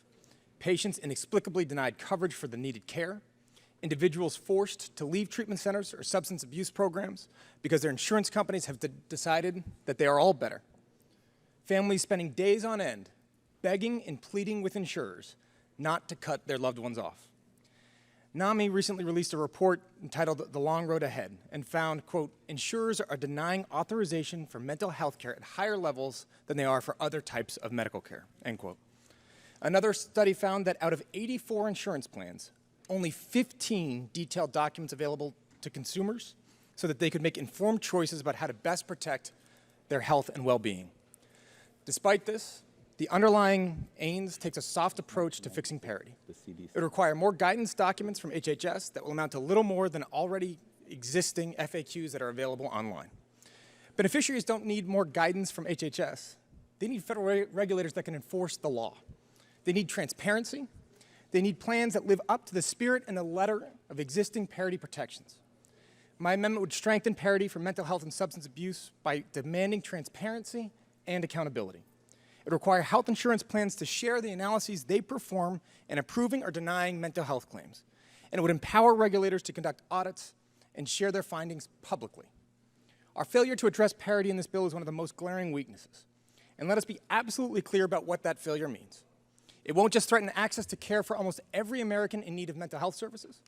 It disproportionately threatens access to care for struggling families that are in need most of parity protections. People who cannot afford just to pay up when their insurance company denies them, who don't have family members or friends to ask for a loan, and who have nowhere else to turn. The deck is already stacked against our most at-risk populations as they try to find the help that they need. This bill does nothing to address that, despite the fact that stakeholders from across the mental health community have also mentioned my concerns. My cousin Patrick has called parity a medical civil rights issue. It is hard not to agree. I'm hopeful we can come together to address the issue in the days and weeks ahead. Mr. Chairman, I'd also ask unanimous consent to submit this NAMI report on the parity for the record. I believe, obviously, very deeply in this amendment. This amendment mirrors legislation that I have filed independently, H.R. 4276. I recognize the work that has been done to try to get this underlying bill to where we are at. I would offer to withdraw this amendment at this point, Chairman, upon your representation that we would have If a the hearing. gentleman will yield. Yes, sir. First of all, your unanimous consent request that the material be included as part of the record is granted for sure. Let me just say this, and we recognize your leadership on this issue and your family's leadership, but particularly you, all your days you've been here. This is an important issue. I think we need to get the facts, and I appreciate the gentleman withdrawing the amendment, knowing that we've had a careful bipartisan effort to get to where we are over the last good number of months. And I can assure you that as we look at this issue, which is so dear to your heart, that we will convene a hearing probably in September, knowing that can't do it really in July, but in September we'll have a hearing specifically on this. We'll work with you and Mr. Pallone and others in terms of a witness list so that we can, in fact, get more information and see precisely where we are and what we need to do. And I make that commitment. Thank you, Mr. Chairman. And upon that representation, I do withdraw the amendment. Gentleman withdraws his amendment. Are there further amendments to the bill? Gentleman from California. Thank you, Mr. Chairman. Amendment 01. Clerk will will report the title of the amendment. Amendment to the amendment in the nature of a substitute to H.R. 2646, offered by Mr. Cardenas. And the amendment will be considered as read. The staff will distribute the amendment, and the gentleman is recognized for 5 minutes in support of his amendment. Thank you very much. And once again, my respect and appreciation to you, Mr. Chairman, and also the ranking member for all the good work that has gone into this bill. As once again, hopefully we'll continue to do much more work on these issues as well. I'd like to start by submitting a letter for the record dated June 14, 2016, by our colleague, Member Honda. So with that, a lot of people in this country, including Congress, depend on research to make the right decisions. Healthcare especially is a field that thrives off of quality research. There have been so many helpful advances in the past years connected to healthcare and research, improving Americans' lives and helping us live longer. But in any time in government, the government gets in the way of research, our country suffers. Lack of information is not something we should be proud of. If we stopped research, even for one day on cancer research, there would be an uproar. It makes no sense to the medical community, and it makes no sense to me that this Congress for 2 decades has, in effect, precluded the CDC from studying gun violence as a component of its research on violence prevention and its quest for helping us understand what we can do to keep our country safer. With 32,000 Americans dying from gun violence each year, year after year, there is no question that there is far too much information to base that research on. Despite the fact that Republican members have brought up mental health as a way to address gun violence, studies show that only approximately 4% of gun violence is traced to mental health issues. But those studies don't come from the CDC because we don't have the ability to study gun violence. 4% of 32,000 people dying from gun violence every year accounts to about 1,280 people. We need to know more about the other 30,720 people on average every year that die from gun violence. Americans are dying. We need to stop tiptoeing around issues of people. I believe in the Constitution. We all do. That is why we are here. This amendment does nothing to limit our constitutional rights. We can't explain to our constituents why the United States is the leading country in the world for gun violence, because we don't even fund the research that would give us the tools to build policy that makes our citizens safer. This is a failure of Congress. We are failing because we are not even trying. The very least we can do after a person's life is destroyed and their families are changed forever is to try to understand with facts as to why 32,000 Americans are killed by gun violence every single year in our great country. Let's take the first step. Let's get the facts on the record, in the open, in the full view of the public. Ultimately, this is about our duty as elected officials to the American people. Let's allow the truth to determine our actions as Congress. I will be asking for a recorded vote, and I yield back. Gentleman yields back. Strike the last word. I just want to say that we've worked hard on both sides of the aisle to get where we are, and this is the last amendment before I think we get to final passage. It's been a multi-year effort. We've tried to find real common ground on both sides to advance this major mental health reform. But this amendment is one that does divide the Congress and the nation. It's, I think, by any measure, somewhat controversial for sure. But what we're trying to do is to move this bill forward, and I know the gentleman has the right to offer or to ask for a recorded vote. I hope that he doesn't, but if he does, I would urge my colleagues to not support it, as we're trying to move this bill as it is.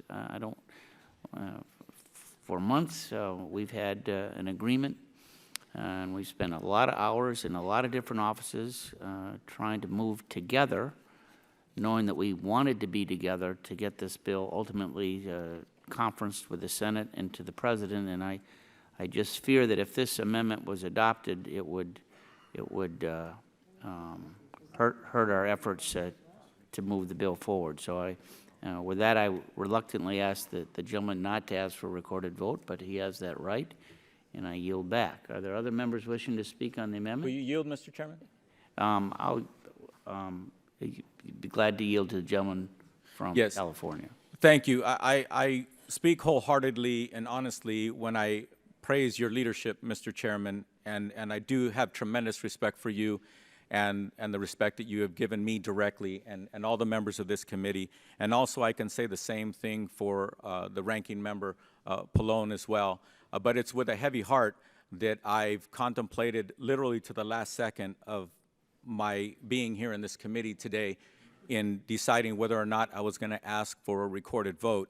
And with all due respect, I'm elected from a district that is disproportionately affected by the violence that I've scripted here today, and I happen to be a member of the Hispanic caucus and the Hispanic community here as a Hispanic American, and people of color are disproportionately of those 32,000 people who are dying every year. So it's with a heavy heart that I respectfully say, with all due respect, I appreciate you, and I think you've done a fine job, and I've weighed heavily on the comments that you just made, but with all due respect, I still ask for a recorded vote. Well, I'll let you have a little more time if you want to wait till the last second. But I yield back now and recognize the gentleman from Vermont, Mr. Weld. Thank you very much, Mr. Chairman. Thank you, Mr. Cardenas. You know, there's really three issues that are raised by the gentleman's amendment.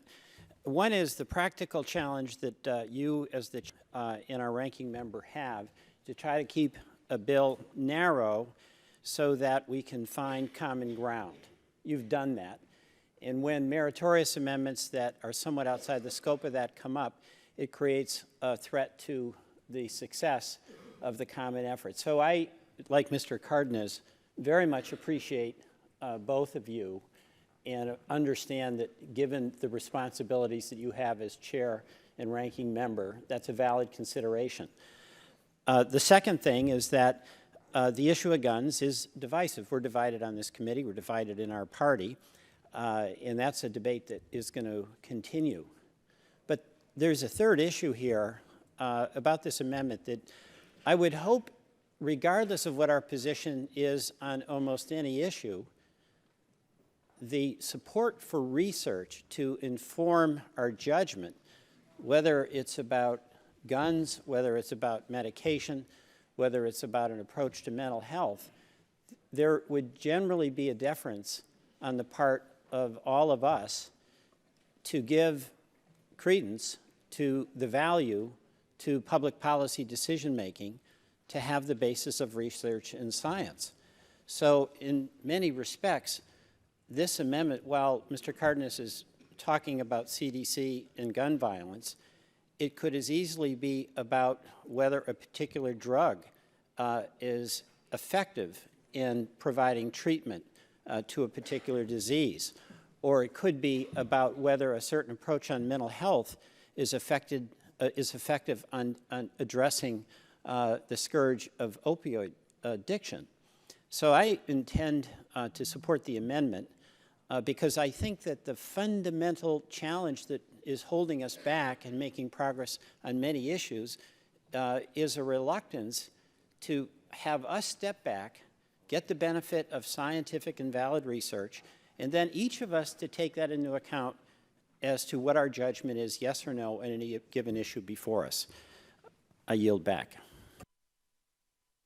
Gentlelady from New York is recognized. Thank you, Chairman, and I thank the ranking member. I thank and support Mr. Cardenas on this amendment. Mass shootings have become unacceptably commonplace in our country. Gun violence has taken a toll on communities across America and has had a disproportionate impact within the African American community and in urban areas. Over the past decade in America, more than 100,000 people have been killed as a result of gun violence, and millions more have been victims of assaults, robberies, and other crimes involving a gun. Nearly 300 Americans are the victims of gun violence every day, many of whom are children. Children who are either caught in the crossfire or who accidentally harm themselves or others by playing with unattended guns. Many gun crimes are committed by people who have never should have been able to purchase a gun in the first place, and in many cases, the guns used, such as assault rifles, should have never been publicly available to begin with. The study called for by this amendment is long overdue and very much needed. Solid research and studies provide the basis for good policy. And I think that we agree that something has to be done about the gun violence in our country. Gun violence has gotten too out of control. Too many lives have been taken. Too many lives have been disrupted. And I ask my colleagues to join me in supporting the Cardenas Amendment. I yield back, Mr. Chairman. Gentlelady yields back. Other members wishing to speak on the amendment? Seeing none, the vote occurs on the amendment offered by the gentleman from California. All those in favor will say aye. Aye. All those opposed say no. No. Opinion of the chair, the noes have it. Recorded vote is requested. Clerk will call the roll. Mr. Barton? No. Mr. Barton votes no. Mr. Whitfield? Mr. Shimkus? No. Mr. Shimkus votes no. Mr. Pitts? Mr. Pitts votes no. Mr. Walden? Mr. Walden votes no. Mr. Murphy? Mr. Murphy votes no. Mr. Burgess? Mr. Burgess votes no. Mrs. Blackburn? Mr. Scalise? Mr. Latta? Mr. Latta votes no. Mrs. McMorris-Rogers? Mrs. McMorris-Rogers votes no. Mr. Harper? Mr. Harper votes no. Mr. Lance? Mr. Lance votes no. Mr. Guthrie? Mr. Guthrie votes no. Mr. Olson? Mr. Olson votes no. Mr. McKinley? Mr. McKinley votes no. Mr. Pompeo? Mr. Pompeo votes no. Mr. Kinzinger? Mr. Kinzinger votes no. Mr. Griffith? Mr. Griffith votes no. Mr. Bilirakis? Mr. Bilirakis votes no. Mr. Johnson? No. Mr. Johnson votes no. Mr. Long? No. Mr. Long votes no. Mrs. Elmers? Mrs. Elmers votes no. Mr. Bouchon? Mr. Bouchon votes no. Mr. Flores? Mr. Flores votes no. Mrs. Brooks? Mrs. Brooks votes no. Mr. Mullen? Mr. Mullen votes no. Mr. Hudson? Mr. Hudson votes no. Mr. Collins? Mr. Collins votes no. Mr. Kramer? Mr. Kramer votes no. Mr. Pallone? Mr. Pallone votes aye. Mr. Rush? Mr. Rush votes aye. Ms. Eshoo? Ms. Eshoo votes aye. Mr. Engel? Mr. Engel votes aye. Mr. Green? Mr. Green votes aye. Ms. DeGette? Ms. DeGette votes aye. Ms. Capps? Ms. Capps votes aye. Mr. Doyle? Mr. Doyle votes aye. Ms. Schakowsky? Ms. Schakowsky votes aye. Mr. Butterfield? Mr. Butterfield votes aye. Ms. Matsui? Ms. Matsui votes aye. Ms. Castor? Ms. Castor votes aye. Mr. Sarbanes? Mr. Sarbanes votes aye. Mr. McNerney? Mr. McNerney votes aye. Mr. Welch? Mr. Welch votes aye. Mr. Lujan? Aye. Mr. Lujan votes aye. Mr. Tonko? Aye. Mr. Tonko votes aye. Mr. Yarmouth? Mr. Yarmouth votes aye. Ms. Clark? Ms. Clark votes aye. Mr. Loebsack? Mr. Loebsack votes aye. Mr. Schrader? Mr. Schrader votes aye. Mr. Kennedy? Mr. Kennedy votes aye. Mr. Cardenas? Mr. Cardenas votes aye. Chairman Upton? Votes no. Chairman Upton votes no. Other members wishing to vote? Mrs. Blackburn? Mrs. Blackburn votes no. Other members wishing to cast a vote or change their vote? Seeing none, the clerk will report the tally.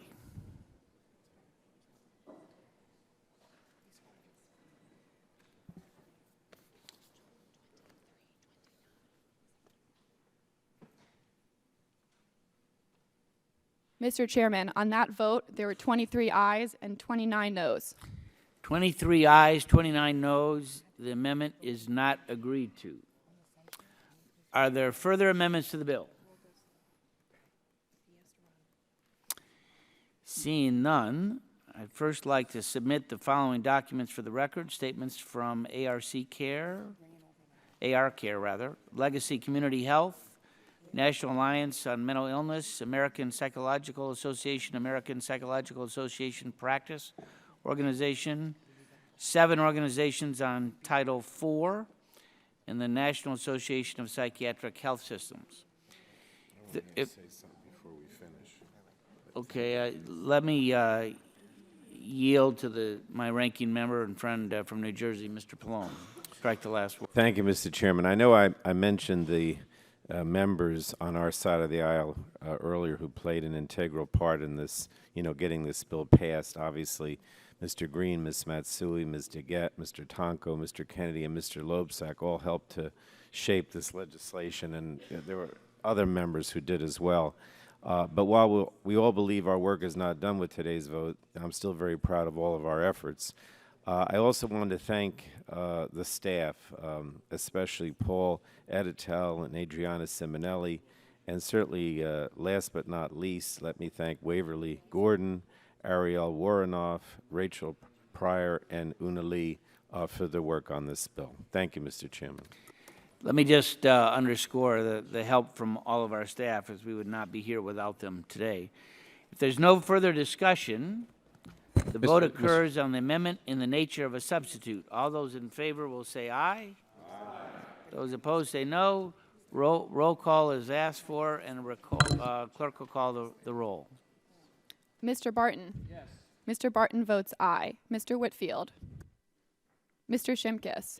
Mr. Shimkus votes aye. Mr. Pitts? Mr. Pitts votes aye. Mr. Walden? Aye. Mr. Walden votes aye. Mr. Murphy? Aye. If the clerk will suspend, I might ask unanimous consent. The vote, the first vote is the vote on the amendment in the nature of a substitute. So we can let that go by voice. So let's do that vote again. All those in favor and in support of the amendment in the nature of a substitute will say aye. Aye. Aye. All those opposed say no. The ayes have it. The amendment in the nature of a substitute is agreed to. The question now occurs on favorably reporting H.R. 2646 as amended to the House. Roll call vote is asked for. If you want to vote aye, if you're in favor, you vote aye. If you want to vote no, you vote no. Clerk now will call the roll on final passage. Sorry about that. Mr. Barton? I'll vote yes again. Mr. Barton votes aye. Mr. Whitfield? Mr. Shimkus? Mr. Pitts? Mr. Pitts votes aye. Mr. Walden? Mr. Walden votes aye. Mr. Murphy? Mr. Murphy votes aye. Mr. Burgess? Mr. Burgess votes aye. Mrs. Blackburn? Mrs. Blackburn votes aye. Mr. Scalise? Mr. Latta? Mr. Latta votes aye. Mrs. McMorris-Rogers? Mrs. McMorris-Rogers votes aye. Mr. Harper? Mr. Harper votes aye. Mr. Lance? Mr. Lance votes aye. Mr. Guthrie? Mr. Guthrie votes aye. Mr. Olson? Mr. Olson votes aye. Mr. McKinley? Mr. McKinley votes aye. Mr. Pompeo? Mr. Pompeo votes aye. Mr. Kinzinger? Mr. Kinzinger votes aye. Mr. Griffith? Mr. Griffith votes aye. Mr. Bilirakis? Mr. Bilirakis votes aye. Mr. Johnson? Aye. Mr. Johnson votes aye. Mr. Long? Aye. Mr. Long votes aye. Ms. Elmers? Ms. Elmers votes aye. Mr. Bouchon? Mr. Bouchon votes aye. Mr. Flores? Mr. Flores votes aye. Ms. Brooks? Ms. Brooks votes aye. Mr. Mullen? Mr. Mullen votes aye. Mr. Hudson? Mr. Hudson votes aye. Mr. Collins? Mr. Collins votes aye. Mr. Kramer? Mr. Kramer votes aye. Mr. Pallone? Mr. Pallone votes aye. Mr. Rush? Mr. Rush votes aye. Ms. Eshoo? Ms. Eshoo votes aye. Mr. Engel? Mr. Engel votes aye. Mr. Green?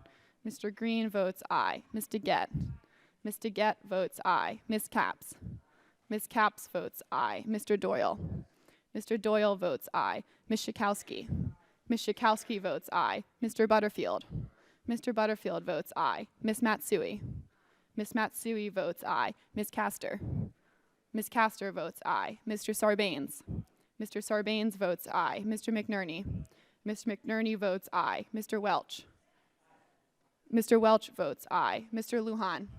Mr. Lujan votes aye. Mr. Tonko?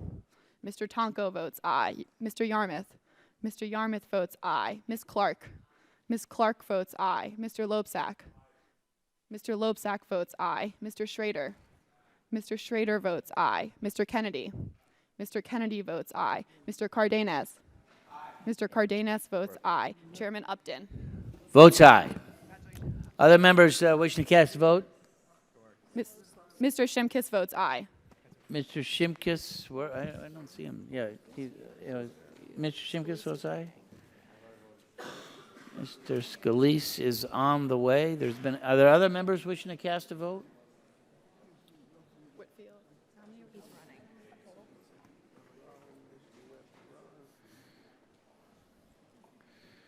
We'll see if we need a pinch runner for Mr. Scalise next week in the baseball game. He's in the horseshoe. It's a little bit like the presidential race, you know, the Nats game. Scalise is making this really anticlimactic. It is.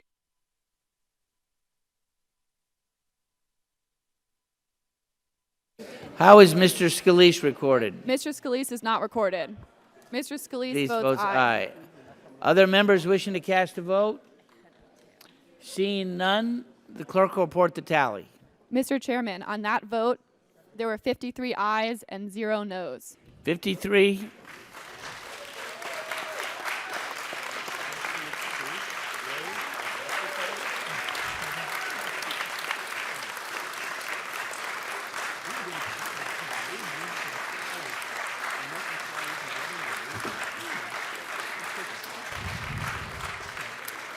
$53 ayes, no noes.